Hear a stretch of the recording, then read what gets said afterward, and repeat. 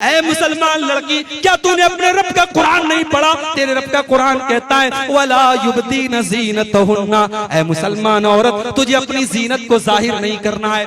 तू सर से पैर तक जीनत है, तुझे अपना चेहरा भी दुनिया वालों के सामने नहीं दिखाना है।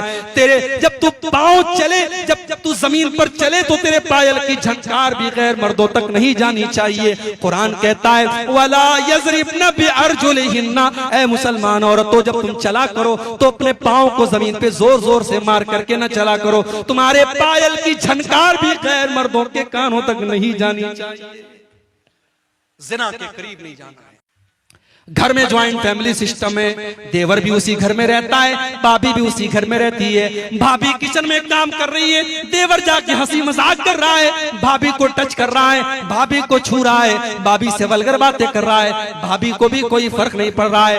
भाभी देवर के सामने जैसे तैसे बैठी हुई है, जैसे तैसे अपने कपड़े को संभाल भी नहीं रही है। क्या ये जिना की दावत देना नहीं है? मेरे भाइयों, अल्लाह के नबी फरमाते हैं इय्याकुम वद्दुखूल अलन निसा।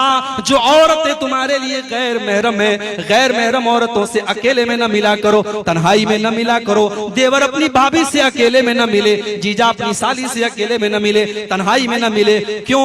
साहबा ने पूछा अल्लाह के नबी, क्या देवर अपनी भाभी से भी नहीं मिल सकता? क्या जीजा अपनी साली से भी नहीं मिल सकता? आपने फरमाया अलहम व अल मौत। देवर अपनी भाभी के लिए मौत के समान है, जीजा अपनी साली के लिए मौत के समान है। आज कितने रिश्तों में आज जीजा साली के दरमियान अवैध संबंध चल रहे हैं, कितने घरों में भाभी और देवर के बीच में नाजायज ताल्लुकात पनप रहे हैं। मेरे भाइयों, कुरान कह रहा है वला तक़रबुज़ ज़िना, तुम ज़िना के करीब भी न जाना। ये तो देवर तो गैर महरम है। लड़की जवान हो गई, अपने सगे भाई के सामने भी, अपने बाप के सामने भी, अपने ससुर के सामने बहू को भी अपना दुपट्टा अपने सीने पर रखना है। ये नहीं कि चलो ये तो मेरा बाप है, ये तो मेरा भाई है, ये तो मेरा बेटा है। कुरान कहता है वल यज़रिबना बिखुमुरिहिन्ना अला जुयूबिहिन्ना। ऐ मुसलमान औरतों, अपने गरेबानों पर अपना दुपट्टा हमेशा रखा करो। अपने घर में अपने महरम रिश्तेदारों के सामने भी तुम्हें अपना दुपट्टा अपने सीने पर रखना है। लड़की कॉलेज जा रही है, ठीक है, कॉलेज में पढ़ाने वाला टीचर मर्द है, जेंट्स है, वहां उससे टीचर से बात करना है। लड़की दुकान पे सामान लेने गई, दुकानदार जेंट्स है, मर्द है, उससे बात करना है। किसी गैर महरम से बात करने की जरूरत पड़ गई, मोबाइल पर किसी कंपनी वाले का कॉल आ गया, किसी मर्द का कॉल आ गया, बात करना है। अब अल्लाह ने उस गैर महरम से, उस मर्द से औरत बात कैसे करेगी? अल्लाह ने उससे बात करने का सलीका भी कुरान में बताया।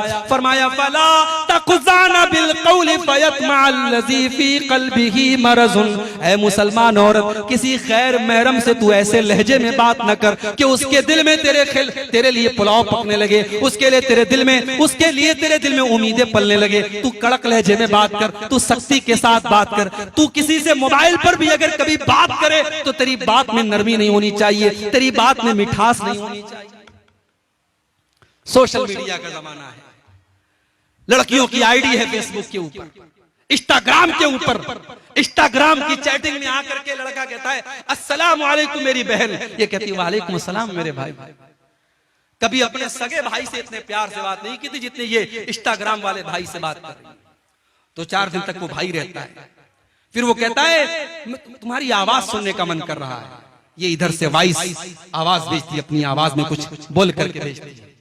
माशाअल्लाह तुम्हारी आवाज तो बहुत खूबसूरत है, हालांकि निहायत बेकार आवाज है, मगर यहाँ तो पुलाव पक रही है इश्क और मोहब्बत की। लड़की की तारीफ करता है, लड़की खुशी के मारे फूले नहीं समा रही है, फिर फोटो भी भेज रही है, फिर वीडियो भी भेज रही है, फिर मुलाकात का अपॉइंटमेंट भी मिल जाता है, लड़का लड़की मुलाकात भी करते हैं। और व्हाट्सएप और फेसबुक और इंस्टाग्राम की एक चैटिंग होटल के किसी कमरे में जाकर के बंद होती है। मेरे भाइयों, ये सोशल मीडिया का इस्तेमाल, मैं ये तो नहीं कहता कि लड़कियों के लिए हराम है, मगर मेरी बहनों, अगर आपने जरा सी भी अगर किसी को अपनी उंगली पकड़ाई तो कलाई पकड़ने में देर नहीं लगेगी।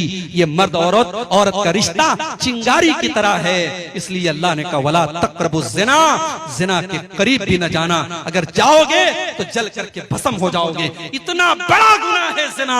अगर कुंवारा जिना करे तो इस्लाम कहता है 100 कोड़े मारे जाएंगे। लड़की को भी 100 कोड़े मारे जाएं, लड़के को भी 100 कोड़े मारे जाएं।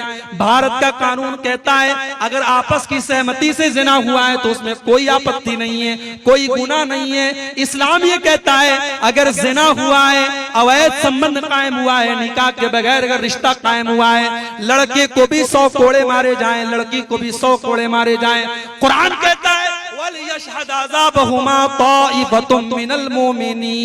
जब जिना की ये सजा दी जाए तो पब्लिक के सामने दी जाए, अलल ऐलान दी जाए, किसी बंद कमरे में न दी जाए।